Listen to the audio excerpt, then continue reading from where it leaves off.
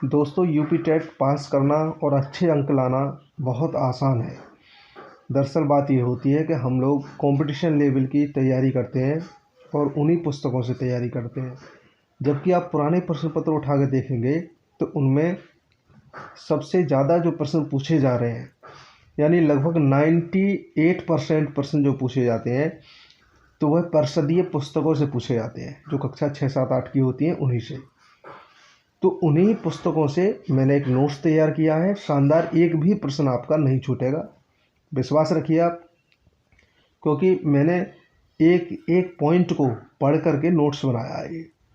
तो चलिए देखते हैं, आप इस वीडियो को एक बार पूरा देखिए। मुझे उम्मीद है पूरा वीडियो देखेंगे तो आपको 100% विश्वास हो जाएगा कि हाँ, प्रश्न भी यहीं से बनते हैं और आने वाले समय में जो यूपी टेट है वहाँ भी प्रश्न यहीं से बनेंगे। तो शुरू करते हैं। इसमें खगोलविदों के अनुसार आकाश में कुल 88 नक्षत्र मंडल हैं। 88 आपको याद रखना है। महत्वपूर्ण नक्षत्र मंडल कौन कौन से हैं, इन पे आप गौर करिए जरा। ओरियन नंबर 1, नंबर 2 अर्सा मेजर, जिसे बिग बियर भी कहा जाता है। नंबर 3 है कैनिस मेजर, जिसे ग्रेट डॉग भी कहा जाता है। नंबर चौथा है स्मॉल बियर, जिसे सप्तऋषि मंडल भी कहा जाता है। ये स्पेशल कुछ नक्षत्र मंडल हैं जो हमारी परिषदीय पुस्तकों में दे रखे हैं, आने की संभावना है। अगला देखते हैं ध्रुव तारा। ध्रुव तारा उत्तर दिशा में सदैव स्थिर दिखता है। कौन सी दिशा में? उत्तर दिशा में। ये प्रश्न एक बार पूछा भी जा चुका है। सूर्य का प्रकाश 8 मिनट 19 सेकंड में पृथ्वी पर आता है। दोनों डिजिट आप लोग याद रखेंगे, 8 मिनट 19 सेकंड। याद ऐसे भी रख सकते हैं, 8 के बाद 9 आता है, या 8 और 1 कितना होता है? 9। तो 8 मिनट 19 सेकंड में पृथ्वी तक आता है। पृथ्वी का आकार भूआब या जॉइड, आप इन दोनों वर्ड को याद रखेंगे। भूआब या जॉइड आकार का है। क्षुद्र ग्रह पाइए, क्षुद्र ग्रह मंगल और बृहस्पति के बीच सूर्य की परिक्रमा करते हैं। ये प्रश्न भी यूपी टेट में पूछा जा चुका है और ये सुपर टेट के लिए भी इम्पोर्टेंट है, क्योंकि सुपर टेट का पेपर भी इन्हीं परिषदीय पुस्तकों से बनता है। हमारी आकाशगंगा मिल्की वे है, याद होगा आपको, पता होगा। और इसकी आकृति कैसी है? सर्पिलाकार या तस्तरी जैसी है। हमारी आकाशगंगा के एक सिरे से दूसरे सिरे, ये आकाशगंगा है पूरी, ये तस्तरी जैसी। इसके एक सिरे से दूसरे सिरे तक प्रकाश की किरणों को पहुंचने में 1,00,000 वर्ष लग जाएंगे, याद रखना। अगला देखते हैं। ब्लैक होल आकाशगंगा के केंद्र में होता है। दोस्तों ब्लैक होल के बारे में आप लोग जानते होंगे। ब्लैक होल जो पूरी आकाशगंगा होती है उसके केंद्र में बीच में होता है ब्लैक होल। अगला देखते हैं। अगला है सूर्य का प्रकाश हमारे सौरमंडल को पार करने में 24 घंटे का समय लेता है। दो बातें हो गई, आप लोग याद रखें इसको, कि एक तो है हमारा सौरमंडल जिसमें एक सूर्य है और 8 ग्रह हैं। ठीक, ये सूर्य और 8 ग्रहों को मिलाकर के सौरमंडल कहा जाएगा। जबकि इस तरह के हजारों लाखों सौरमंडलों को मिलाकर के एक आकाशगंगा बनती है, जिसे मिल्की वे कहा जाता है। जो हमारी आकाशगंगा है वो कौन सी है? मिल्की वे। तो पूरी आकाशगंगा को पार करने में जो समय लगा सूर्य के प्रकाश को, तो वो 1,00,000 वर्ष लगा। लेकिन अगर हमारे ही सौरमंडल को पार करने की बात करें तो 24 घंटे का समय लगता है।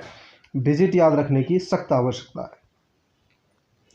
चंद्रमा का प्रकाश पृथ्वी पर 1.25, ये भी डिजिट आप याद रखें, 1.25 सेकंड में पहुंचता है। चंद्रमा की पृथ्वी से दूरी 3.84 किलोमीटर है। ये प्रश्न एक बार पूछा जा चुका है यूपी टेट में। अगला देखेंगे।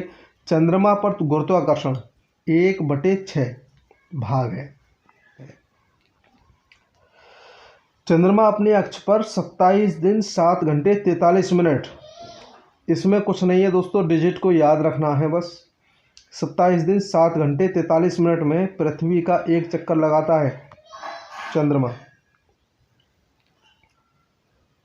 चूँकि पृथ्वी भी सूर्य की परिक्रमा करती है, जब तक चंद्रमा ठीक उसी एक चक्कर को पूरा करता है उतनी देर में पृथ्वी थोड़ा आगे बढ़ जाती है। अब चंद्रमा को उसी स्थान पर पहुंचने में 29 दिन 12 घंटे 44 मिनट का समय लगता है। ये प्रश्न बच्चों दो तरह से पूछा जा सकता है।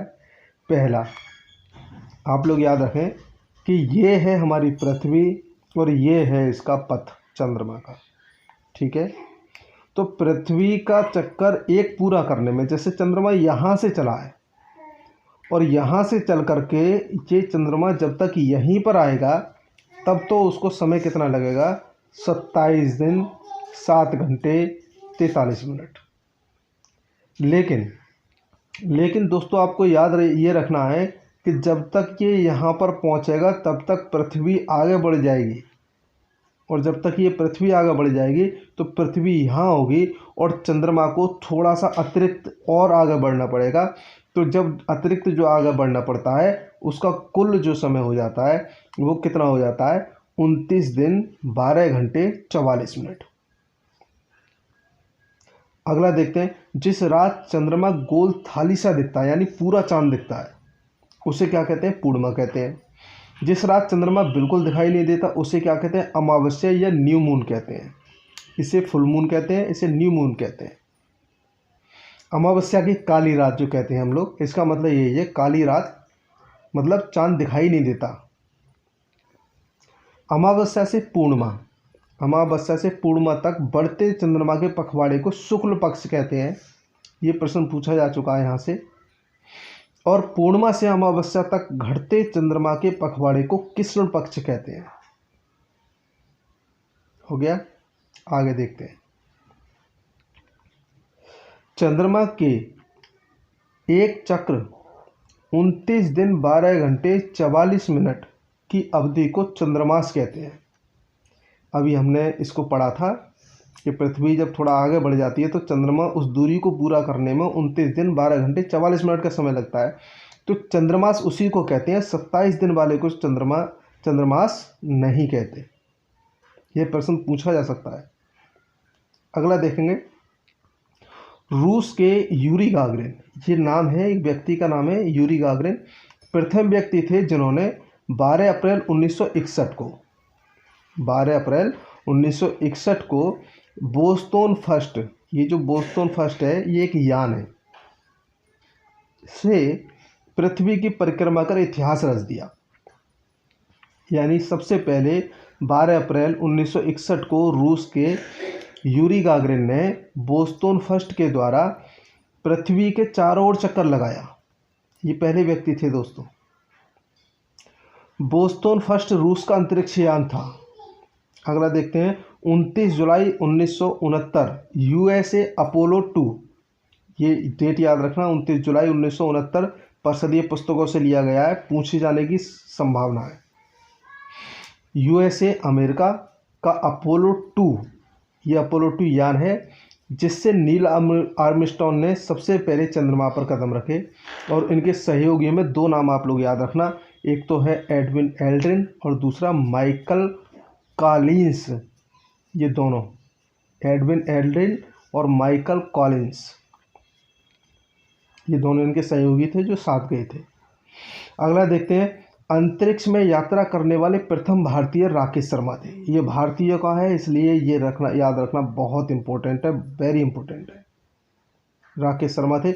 इन्होंने रूस के अंतरिक्ष यान सोयूज T11, अंतरिक्ष यान का नाम क्या था, सोयूज T11। दोस्तों आप नोट्स बनाएंगे तो आपको बहुत शानदार बेनिफिट मिलेगा इसका, क्योंकि पूरा पेपर परिषदीय पुस्तकों से ही पूछा जाता है और ये नोट्स पूरा परिषदीय पुस्तकों से मैंने इकट्ठा किया है। हाँ, तो जो राकेश शर्मा थे इन्होंने रूस के एक यान था जिसका नाम था सोयूज T11, इससे 2 अप्रैल 1984 को यात्रा की थी। आज का वीडियो दोस्तों यहीं तक रहेगा और नेक्स्ट वीडियो में इससे आगे का हम बात करेंगे। तो आज का इतना ही।